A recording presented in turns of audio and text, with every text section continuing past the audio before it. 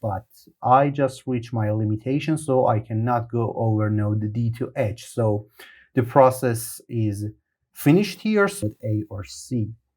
So I just mark node C and add it to my visitor list but I don't expand it because that would be over our depth limitation. So we have to backtrack to node B. B doesn't have any other child that we discuss about. So hello everybody, welcome back to another video in artificial intelligence course in Farzin Academy YouTube channel.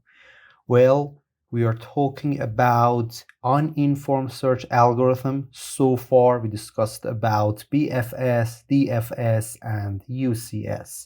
If you're interested to watch them, I provide the link of the playlist in the description. So all you have to do is to click on it.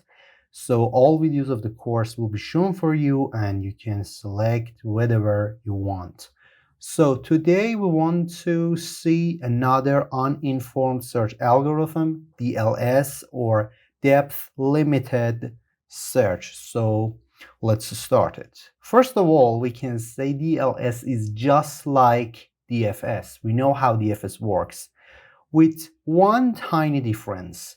In DLS, we have a new parameter that we call it L, that is the limit of our depth. It means just like DFS, we cannot search until whatever depth that we want. There is a limitation that we shall not pass it.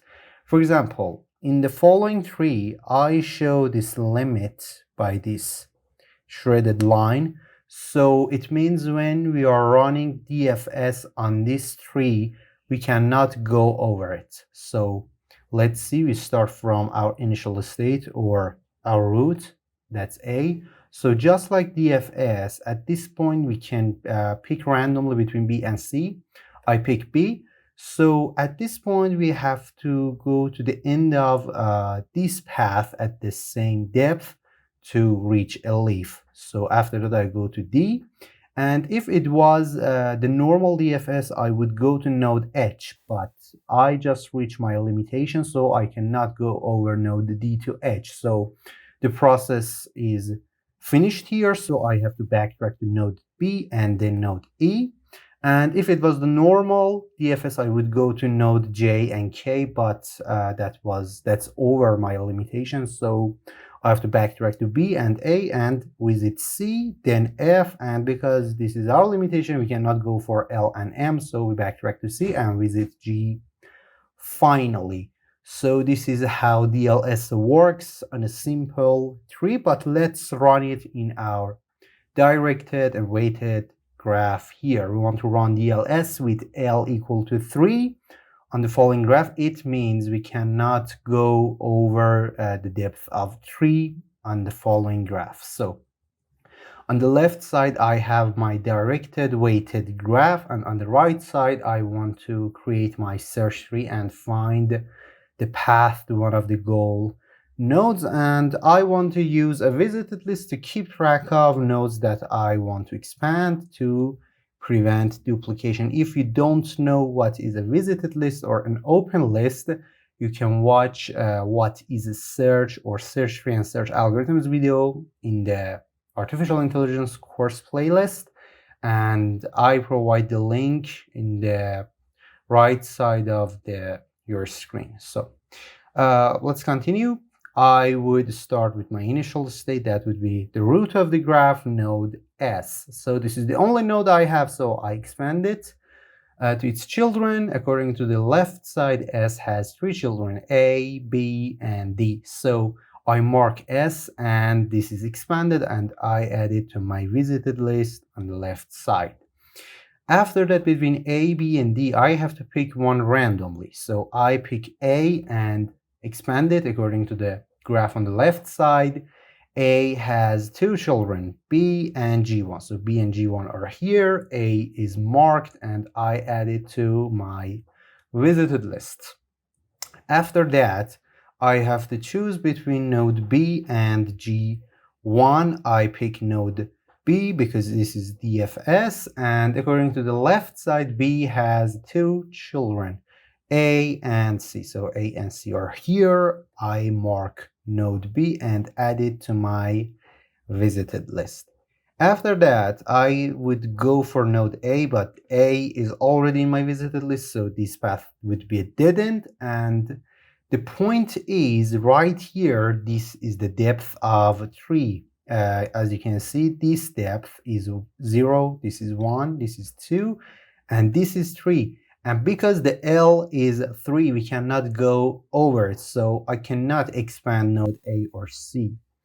So I just mark node C and add it to my visitor list but I don't expand it because that would be over our depth limitation. So we have to backtrack to node B. B doesn't have any other child that we discuss about. So we backtrack to node A and we go for the other child of node A, that is node G1. But the point is G1 is a goal node. That means our search is done at this point.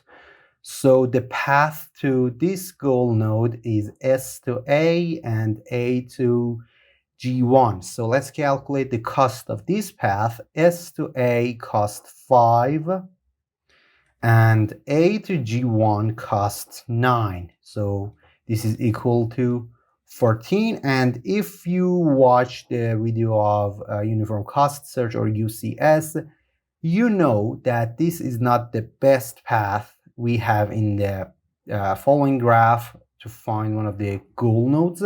We have a path that would cost for 13, that is S to D, D to C, and C to G2. That would be 6 plus 2 plus 5 is equal to 13. So the path that DLS finds for us is not the best path we have in the following graph.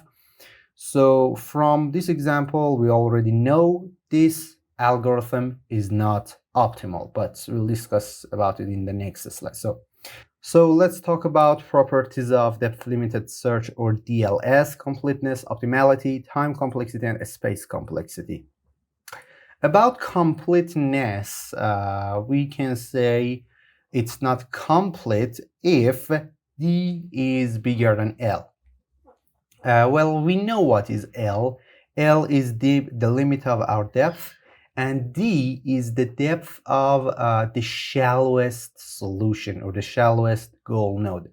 It means consider you have your search tree. For example, this is the depth of 0. This is the depth of 1 until, for example, depth of, for example, n. And we say this is where we have a goal node. If L is less than n, it means we would never reach this goal node ever. So this means the algorithm wouldn't find any solution, any goal node at this case. So that wouldn't be complete. There is no answer. So this is the condition of being complete of DLS is L must be less than D. Actually, the opposite. If L is less than D, there would be no answer. So L must be bigger than or equal to D to we guarantee that we would find a solution in our graph. So this is about completeness. For optimality, well, we saw on the previous slide that it's not necessarily optimal. We found a solution that was not the best solution. That means it's not necessarily optimal. And about time complexity and space complexity, it's just similar to DFS with this difference that in DFS we had D, that means the depth of the shallowest solution, but here we have L instead of D, the limitation that we set. So for time complexity, we have branching factor with power of L, and for space complexity, we have branching factor multiplied to L. So this is about properties of depth limited search algorithm. So this is the end of this video. If you enjoy it, that would be a big help to me and my channel to like it, subscribe my channel, and share it with your friends who are interested in artificial intelligence and computer science. Thank you very much. See you later.